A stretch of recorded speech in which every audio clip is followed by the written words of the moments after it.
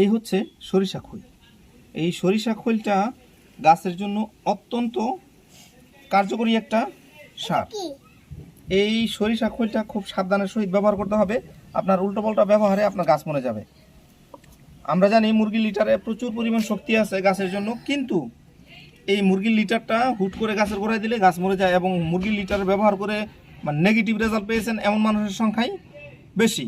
তবে ওই মুরগির লিটারটা যদি সঠিকভাবে ব্যবহার করা যায়, সঠিক মাত্রায় ব্যবহার করা যায়, তাহলে ওই জায়গা থেকে ভালো রেজাল্ট পাওয়া যায়। অনুরূপভাবে এই সরিষা খৈলটাও এইরকম যে আপনার এটার ব্যবহারের মাত্রার উপর আপনার এটার রেজাল্ট নির্ভর করবে।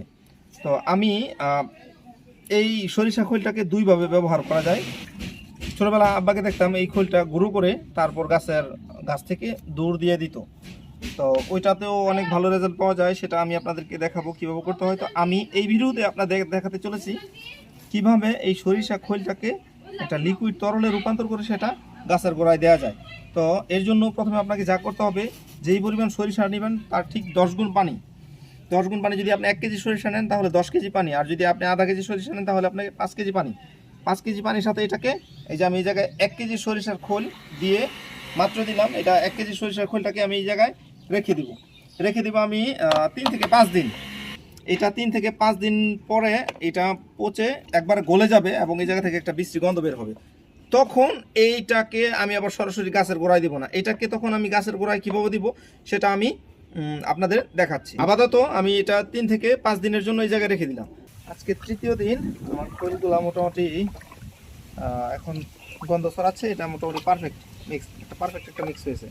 এখন এইখানে আমি কিছু পানি নিয়ে নিয়েছি। এই খৈলটা যদি আপনি সরাসরি গাছের গোড়ায় দেন, এটা অত্যন্ত মানে অনেক বেশি অ্যাকশন করবে, যার জন্য আপনার গাছ মরে যাবে। এর জন্য এটাকে একটা সহনশীল মাত্রায় দিতে হবে। এটা হচ্ছে আপনার অ্যান্টিবায়োটিকের মতো। এটা দিলে আপনার গাছের জন্য বিরাট উপকার, কিন্তু সেটাকে আপনাকে সঠিক মাত্রায় দিতে হবে।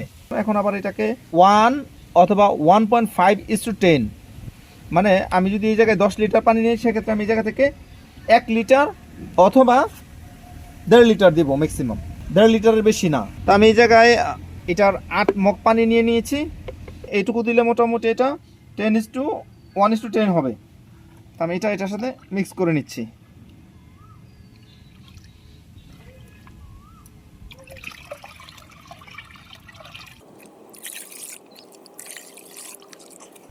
এখন এই মিশ্রণটা আমি এই গাছগুলোতে দিব। গাছে দেওয়ার আগে 2 ঘন্টা আগে গাছের গোড়ায় নর্মালি যেভাবে পানি দেওয়ার কথা, আমরা ওইভাবে গাছের গোড়ায় পানি দিয়ে গাছের গোড়াকে ভিজিয়ে নিব 1 থেকে 2 ঘন্টা আগে। মনে রাখবেন, খুব মানে গাছের গোড়ায় পানি নেই, খড়খড়া গাছ, এমন গাছের গোড়ায় এই খৈল দিলে সেটা গাছের জন্য ক্ষতিকর হবে। এর জন্য আগে পানি দিয়ে ভিজিয়ে নিতে হবে। তো এখন আমি আমার মিশ্রণটা আমি গাছের গোড়ায় দিয়ে দেবো। আমি আগেই 2 ঘন্টা 1 থেকে 1.5 ঘন্টা আগে পানি দিয়ে ভিজিয়ে নিয়েছি। এখন আমি খৈলগুলো দিয়ে দেবো। আর এই খৈলটা এমনি স্বাভাবিক মাত্রায় আমি দেবো, এবং এটা সপ্তাহে আমি 2 দিন দেবো।